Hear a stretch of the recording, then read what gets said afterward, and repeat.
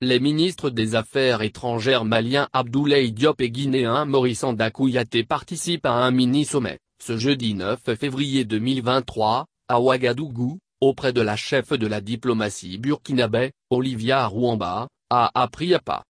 Les trois pays en transition en Afrique de l'Ouest organisent cette rencontre tripartite dans le cadre des consultations politiques sur des sujets d'intérêt commun, rapporte une source diplomatique à APA.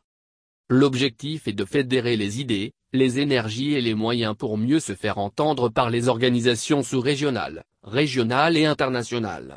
Il s'agit de parler d'une même voix, partager les expériences et discuter chacun en ce qui le concerne de sa transition, explique le ministère des Affaires étrangères malien, dans un communiqué lu à la télévision nationale. Pour certains observateurs, il s'agit d'une coalition pour faire face aux injonctions de la Communauté économique des États de l'Afrique de l'Ouest, CEDEAO, que ces pays accusent d'être à la solde de la France. Le Mali, la Guinée et le Burkina sont dirigés par des militaires, arrivés au pouvoir à l'issue de coups d'État, condamnés par l'instance sous-régionale. En août 2020, des colonels ont renversé Ibrahim Boubacar Keïta dit Tipke dont le pouvoir a été fragilisé par une série de manifestations du mouvement du 5 juin, Rassemblement des forces patriotiques, M5RFP. Ces mêmes militaires ont rectifié la transition issue de ce putsch 9 mois plus tard avant d'installer l'un des leurs, le colonel Assimi Goïta au pouvoir. À la tête du Comité national du Rassemblement pour le développement, CNRD, le colonel Mamadi Doumbouya, ancien chef du groupement des forces spéciales de Guinée, a déposé Alpha Condé le 5 septembre 2021. 9 mois plus tôt, le président déchu venait d'être réélu pour un troisième mandat controversé.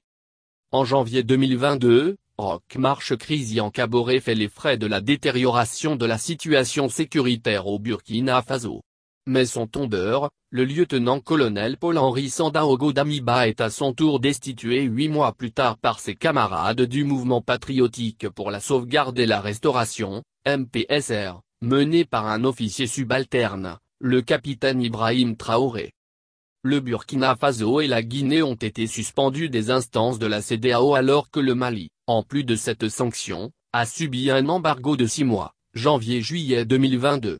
Après avoir obtenu des engagements clairs des autorités du Burkina Faso, de la Guinée et du Mali sur une transition de 24 mois, l'organisation sous-régionale a décidé d'accompagner ces trois pays vers un retour à l'ordre constitutionnel.